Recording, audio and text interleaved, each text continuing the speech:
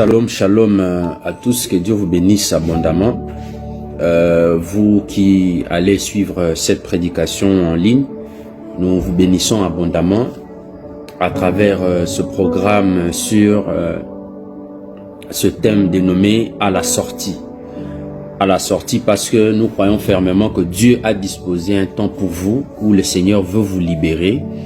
Dieu veut rendre votre vie libre. Dieu veut vous permettre d'être libre de tout mouvement. Cela sur le plan spirituel, sur le plan physique, financier, mental, dans tout ce que vous êtes en train de faire. Avant de poursuivre, j'ai envie de vous dire que Dieu est un Dieu qui est aux côtés de la liberté. Le Dieu que nous servons n'est pas un Dieu qui nous aime dans la captivité. C'est-à-dire la captivité, c'est une condition dans laquelle vous vous retrouvez où vous êtes incapable de faire ce que vous voulez, où vous êtes incapable de courir, vous êtes incapable de vous étendre, vous êtes incapable de franchir certaines limites. Mais Dieu est un Dieu qui nous aime libres. C'est pourquoi la Bible dit, si le Fils de l'homme vous a franchi, vous serez réellement libre. C'est pourquoi avec Dieu, lorsqu'on est de nouveau, vous ne devez plus croire que les liens des familles, les liens de la sorcellerie peuvent dominer encore votre vie tout le long de votre vie. Pourquoi? Parce que le Saint-Esprit est un esprit qui nous appelle à la liberté. Et si ce travail n'a pas encore été fait dans votre vie, sachez-le qu'à travers ce travail qui sera fait dans ce programme que nous sommes en train de faire, il y a quelque chose de surnaturel qui va se passer dans votre vie et vous allez témoigner la gloire et la puissance de Dieu dans votre vie. À la sortie, je serai dans le livre de Exode chapitre 2, chapitre 3, le verset 7, et je vais lire également dans Matthieu chapitre 21, le verset 3. La Bible dit ceci: l'Éternel dit, j'ai vu la souffrance de mon peuple qui est en Égypte, et j'ai entendu les cris que lui font pousser ses oppresseurs, car je connais ses douleurs. Alléluia. Je suis descendu pour le délivrer de la main des Égyptiens et pour le faire monter de ce pays dans un bon et vaste pays, dans un pays où coule le lait et le miel. Ce qu'il faut savoir, lorsque le Seigneur te fait sortir d'une captivité, dans une situation difficile, il te fait sortir pour t'emmener à un endroit meilleur que là où tu étais. Lorsque le Seigneur te fait sortir d'une situation chaotique, Dieu te fait sortir des combats de famille, c'est pour te conduire dans une dimension que tu n'avais jamais expérimenté du bonheur. Exode pour un plaisir, non. Tu dois remarquer vraiment un changement, une progression dans ta vie. C'est-à-dire dans ta vie, dans ton ministère, dans tes affaires, dans ton entreprise. Tu étais dans une étape A et tu vas vers une étape supérieure. C'est ça l'objectif de la sortie avec Dieu. Nous allons lire le deuxième texte.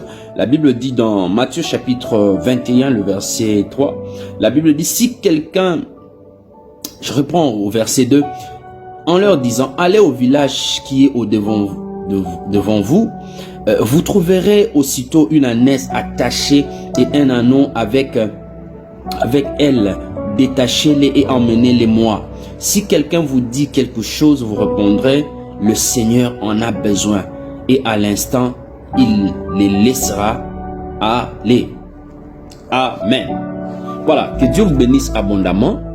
Nous sommes en train de parler de la sortie, comme je viens de vous dire. Le sortir, c'est quoi? C'est le fait de quitter un endroit fermé où on était pour aller dehors. Quitter un endroit où vous étiez pour vous rendre ailleurs. C'est ça le fait de la sortie. Et le texte où nous venons de lire dans Exode, la Bible dit que Dieu a vu que la condition dans laquelle Israël était en train de vivre en Égypte n'était plus supportable. Dieu a vu la souffrance que vivait le peuple de Dieu en Égypte, les réalités difficiles que le peuple traversait. La Bible dit qu'il criait à cause de la souffrance. il y a des moments où dans la vie, vous pouvez être là en train de gérer vos souffrances, vos problèmes, des réalités que vous rencontrez. Vous êtes en train de les gérer. Vous refusez que les gens les montrent, vous le voient. Vous refusez que les gens soient au courant. Mais il y a des niveaux de souffrance, des problèmes où tu essayes de cacher, mais le problème lui-même s'affiche sans que tu ne puisses en parler. C'est-à-dire, ça atteint un niveau supérieur. Les problèmes comme dans la vie de Anne, le problème de la stérilité atteint un niveau où Anne ne sait même plus se cacher. Parce que quand on regarde Anne, on peut voir clairement que Pénina à côté a quelque chose à présenter et elle n'a rien à présenter. Parfois des souffrances comme ça qui deviennent visibles. Mais laisse-moi te dire une chose. Lorsque la souffrance, lorsque le problème atteint son niveau supérieur, c'est un signe que la sortie n'est plus loin. Je vais te donner 3 signes qui révèlent que quelqu'un est déjà en train d'arriver au temps de sortir des problèmes, de sortir de la souffrance. J'aurais même parlé de sortir de péché. Le premier signe qui montre que l'heure de la sortie ou de l'exode a sonné dans la vie de quelqu'un, le premier signe, c'est l'augmentation de la souffrance. La souffrance atteint un niveau supérieur et insupportable. Vous voyez, le problème atteint un niveau maximal. Le problème atteint un niveau où tu n'arrives plus à le gérer. Même la maladie atteint un niveau où tu n'arrives plus. La Bible dit cet homme de 38 ans autour de la piscine de Bethesda, il était là à la première année, la deuxième année, la troisième, la quatrième, mais rien ne s'était passé. Mais après 38 années d'attente, or 38 années, les enfants peuvent naître, quelqu'un peut naître, grandir, se marier, faire des enfants dans 38 années. Mais pendant 38 années, lui, il était quelque part juste en train d'attendre. C'est-à-dire que la souffrance avait atteint un niveau. Or, j'ai envie de dire à quelqu'un, quand la souffrance atteint un niveau supérieur, très souvent, le désespoir a tendance à l'accompagner. Mais ce que j'ai envie de te dire, même si le désespoir avait accompagné la grandeur de la souffrance que tu vivais dans ta vie, je ne sais pas ce que tu as rencontré, cela n'empêchera pas que tu puisses sortir de cette souffrance, que tu puisses sortir de ce problème. Ainsi, je viens parler ici à quelqu'un. Je ne te connais pas. À quelle heure tu vas suivre cette vidéo? Je ne sais pas ce que tu rencontres. Mais tu te dis qu'elle est qui? Tu te dis que j'ai essayé, ça ne marche pas. Tu te dis que je n'arrive plus. J'ai envie de te dire, c'est ça l'indice de la délivrance. C'est ça l'indice de la sortie. Quand tu vois que l'humiliation atteint un niveau supérieur. Vous savez une chose, au sujet de Jésus-Christ, le monde croyait que si Jésus est plus humilié, l'œuvre de la croix ne sera pas établie, ne sera pas accomplie. Le diable pensait que si Jésus est plus humilié, Jésus va se décourager de ne plus aller à la croix. Mais or, il ne savait pas. C'est l'humiliation à son summum. L'humiliation à un niveau extrême qui devait déclencher la délivrance de l'humanité. Glory. Alléluia. J'ai dit à quelqu'un, ndenge ba humilier yo wana, ndenge bazo seka yo wana komi ko salu pasi, ndenge ba pesi yo ba kombo wana. Yango wana ndezo memosi ko zobima. Parce que Dieu va te faire sortir. Tu vois comment ça t'a poussé à chercher la face de Dieu. Tu vois comment tu t'es dit na rosuka boyete. Tu vois comment tu te dis na bengama naza mwano naza na bilaka. C'est ça la voie de la sortie. Quand la sortie arrive, la souffrance atteint un niveau supérieur. J'ai envie de te dire, Koubangate, n'aie pas peur, tu ne mourras pas. La sortie va se faire. Tu vas sortir de la stérilité. Tu vas sortir de ce péché. Tu vas sortir. Vous savez, il y a des gens parfois, quand le péché l'a déjà accablé, même s'il est serviteur de Dieu, il se dit, c'est fini, le ministère est fini. J'ai envie de te dire, le ministère n'est pas fini. C'est l'heure de la délivrance. Tu vas sortir de ce péché-là. Tu vas sortir de ces échecs-là. Parce que nous avons un Dieu qui nous libère. Dis après moi, j'ai un Dieu qui me libère. La deuxième chose comme signe qui se manifeste que c'est le temps de la sortie, l'ennemi se lève. Non seulement quand Dieu veut commencer à libérer quelqu'un des problèmes, Dieu veut apporter la délivrance ou t'amener à un point supérieur, l'ennemi se présente avec oppression. L'ennemi ne voit même pas comment tu pleures. Vous savez, il y a des gens qui disent, pourquoi l'ennemi m'attaque moi? Pourquoi les combats de la famille viennent sur moi? Alors que ceux qui sont riches, ceux qui sont en paix, ceux qui évoluent, ils sont calmes. Moi qui n'ai rien, on me combat tous les jours. Mais j'ai envie de te dire, c'est parce que l'ennemi voit l'étoile de la délivrance. Il voit la puissance de Dieu qui veut tomber. Il voit le ciel s'ouvrir. Il voit la gloire qui vient sur toi. J'ai envie de te dire, tu es un champion. Tu brilles. Je vois de la brillance sur toi comme une étoile brille. L'ennemi le voit. Laisse-moi te dire une chose. Lorsque l'ennemi t'attaque dans ta vie, il ne voit pas ta souffrance. Lui, il voit ta gloire qui est cachée en toi.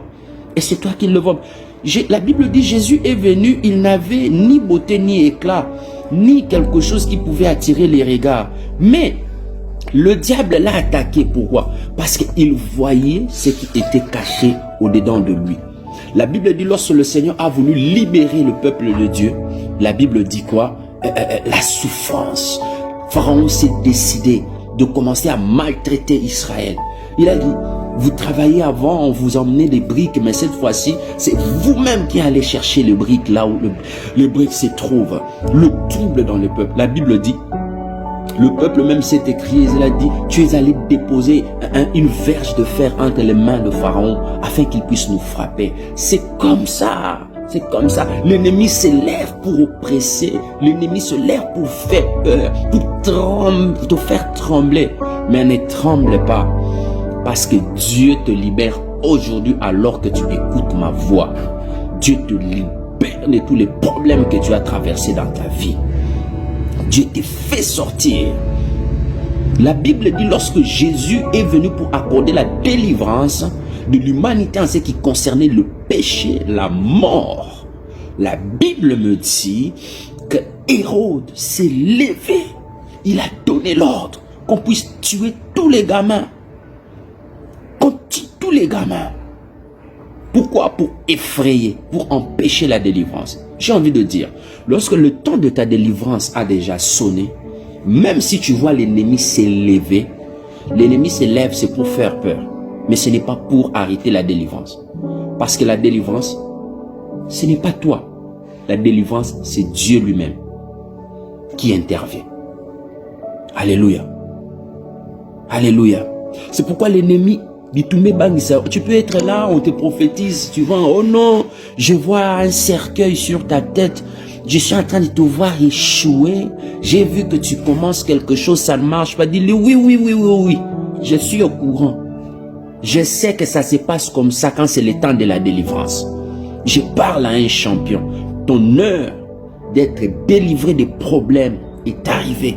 Les problèmes interminables, les difficultés qui ne se terminent pas. Chaque année, tu continues. Tu es toujours au même endroit. Chaque année, tu vis les mêmes réalités. Tu pleures. Tu demandes de l'aide. Il n'y a personne qui est là, qui accepte de t'aider. Je te dis aujourd'hui, n'aie pas peur de l'ennemi. L'Éternel te donne la délivrance. L'Éternel te libère. L'Éternel te fait sortir. L'Éternel te libère de là où tu étais, de ce qui te faisait souffrir. Je ne connais pas les problèmes de ta famille.